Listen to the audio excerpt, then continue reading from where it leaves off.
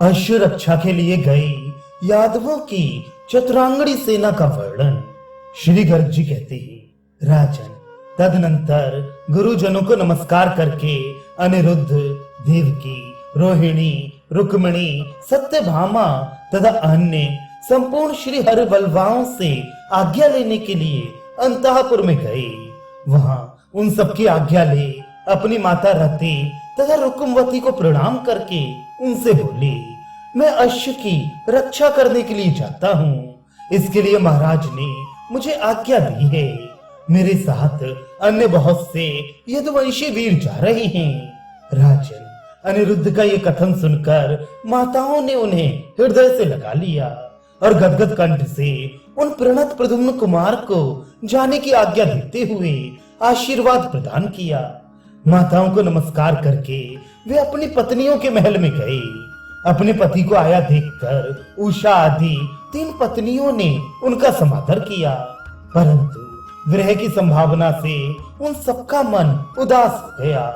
अनिरुद्ध उन प्यारी पत्नियों को आश्वासन दे राजसभा में लौट आए।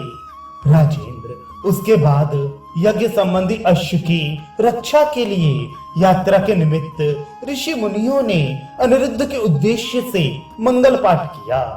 फिर वे समस्त महर्षियों, गुरुजनों, महाराज उग्रसेन, शूरसेन, वसुदेव, बलराम, श्री कृष्ण, अपने पिता प्रद्युम्न तथा अन्य पूजनीय यादवों को प्रणाम करके समस्त नागरिकों द्वारा पूजित हुए। नरेश्वर, उन्होंने हाथों में धनुष बाण लिए, उंगलियों में गोधा के चर्म के बने हुए दस्ताने पहन लिए, कवच कुंडल धारण किए और पैरों में जूते पहनकर सिंह के समान पराक्रमी महावीर अनिरुद्ध ने ढाल, तलवार एवं किरीट एवं शक्ति ले सोने के बने हुए आभूषण धारण किए। फिर वे इंद्र के दिए हुए दिव्य रथ के द्वारा अपनी पुरी से बाहर निकले। उस समय गाजे बाजे की आवाज और वेद मंत्रों के घोष के साथ यात्रा करते हुए अनिरुद्ध पर चारों ओर से चमड़ ढुलाई जा रही थी। समस्त पुरवासी उनकी इस यात्रा को देख रहे थे। तदनंतर भगवान श्री कृष्णचंद्र ने उनके साथ जाने के लिए उद्धव आदि मंत्री तथा भोज, वृष्णि, अंधक, मधु, शूरसेन और दशाण कुल में उत्पन्न वीर योद्धा भेजे। तदनंतर राजा उग्रसेन ने यदुवंशी वीरों को संबोधित करके पूछा, यादवों, बताओ, युद्ध में अनिरुद्ध की सहायता करने के लिए कौन जाएगा? उग्रसेन की यह बात सुनकर जामवती कुमार सांब ने सबके देखते देखते राजा को नमस्कार करके यह बात कही। सांब बोले, राजेंद्र, मैं महासमर में सदा सन्नद्ध रहकर शत्रुओं से अनिरुद्ध की रक्षा एवं सहायता करूंगा। यदि सम्रांगण में मैं इनकी रक्षा ना करूं तो महाराज, उस दशा में मुझ सत्यवादी की यह प्रतिज्ञा सुन लीजिए। मनुष्य त्याग देने योग्य 10वीं विद्या एकादशी का व्रत करके जिस गत को प्राप्त होता है, मुझे भी निश्चय वही गत मिली। गो हत्यारों और ब्रह्म हत्यारों की जो गति होती है, वही गत यदि मैं ये रक्षण कार्य ना कर सकूं तो मेरी भी हो। श्री गर्ग जी कहते हैं, ऐसी बात कहकर सांब वहां से अंतःपुर में गए। वहां माता जामवती को प्रणाम करके उन्होंने सारा अभिप्राय निवेदन किया। उनकी बात सुनकर माता ने विरह की अनुभूति करके बेटे को हृदय से लगा लिया और आशीर्वाद दिया। तदनंतर समस्त माताओं को नमस्कार करके वे पत्नी के घर में गए। उन्हें आते देख शुभ लक्षणा लक्ष्मणा बैठने के लिए आसन दे आंसुओं से कंठ अवरुद्ध हो जाने के कारण कुछ भी नहीं बोली। सामने उसे आश्वासन दे अपना अभिप्राय कह सुनाया। सुनकर विरह की संभावना से खिन्न चित्त हो वह पति से बोली। लक्ष्मणा ने कहा, पतिदेव, आपको अनिरुद्ध के अश्व की सदा रक्षा करनी चाहिए। आप युद्ध का अवसर आए तो सम्मुख होकर युद्ध करें, रणभूमि से कभी विमुख ना हो।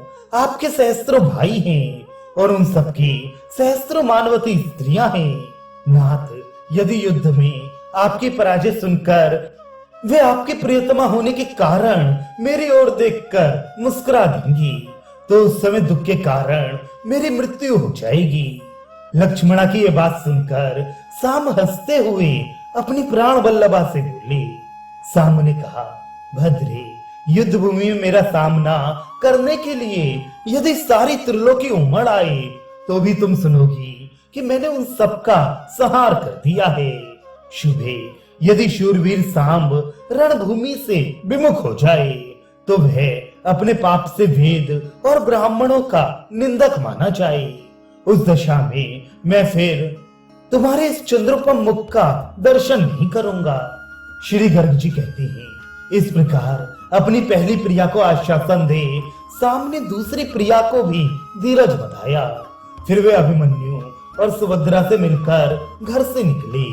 धनुष और तलवार ले यात्रा के लिए सुसज्जित सांब रथ पर बैठे और यादवों से घिरे हुए उस उपवन में गए जहां अनिरुद्ध विद्यमान थे। तदनंतर श्री कृष्ण ने अपने गद आदि समस्त भाइयों को और भानु तथा दीप्तिमान आदि सभी पुत्रों को भेजा। वे सबके सब शौर्य संपन्न और युद्ध कुशल थे। उन्होंने धनुष धारण करके कवच बांध लिया और चतुरांगड़ी सेना के साथ करोड़ों की संख्या में वे नगर से बाहर निकले। उनके दिव्य रथ ताल, हंस, मीन, मयूर और सिंह के चिन्ह वाले ध्वजों से सुशोभित थे। उन रथों का अंग प्रत्यंग स्वर्ण मंडित था। प्रत्येक रथ में 4-4 घोड़े जुते थे। वे सभी रथ बहुत ऊंचे और देवताओं के विमानों के समान सुशोभित थे। उनमें छत्र और चमर लगे हुए थे।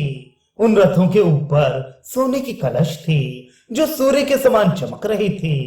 उनमें जालीदार बंधनवारें लगाई गई थी। ऐसे रथों द्वारा श्री कृष्ण के सभी पुत्र कुश स्थली से बाहर निकले।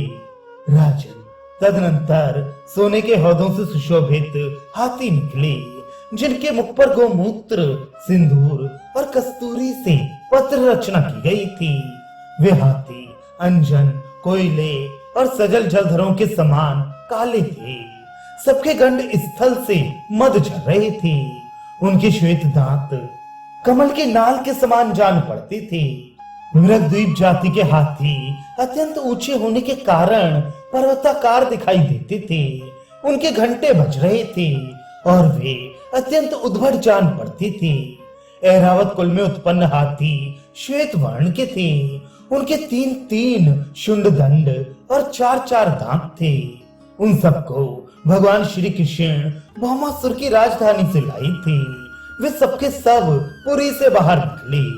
1 लाख हाथी ऐसे थे जिनकी पीठ पर ध्वजा फहरा रही थी और उनके ऊपर 1 लाख दुंदुभियां रखी गई थी। 1 लाख हाथी ऐसे थे जिन पर कोई महावत नहीं बैठे थे। वे भी सुनहरी झूलों से अलंकृत थे। तदनंतर 1 करोड़ गजराज ऐसे निकले जिनके ऊपर शूरवीर योद्धा सवार थे जैसे समुद्र में मगर चढ़ते हैं। उसी प्रकार उस सेना में वे गजराज इधर उधर घूमते विराज रहे थे। वे अपने शुंड दंडों से गुल्मों को उखाड़ कर आकाश में फेंकते थे और मद की धारा से पृथ्वी को भिगोते हुए पैरों के आघात से उसे कंपित सी कर रहे थे। अपने मस्तक की टक्कर से महलों, दुर्गों और पर्वत शिखरों को भी वे धराशायी करने में समर्थ थे। वे महाबली गजराज शत्रुओं की सारी सेना को कुचल देने वाले थे। उन पर पड़ी हुई झूलें नीली, पीली, काली, सफेद और लाल थी। वे सोने की साकलों से युक्त थे और बड़ी शोभा पाते थे।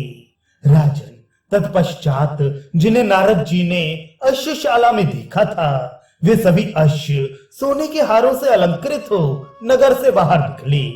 कोई घोड़े बड़े चंचल थे, किन्हीं का वर्ण धुएं के रंग का था और वे देखने में बड़े मनोहर थे।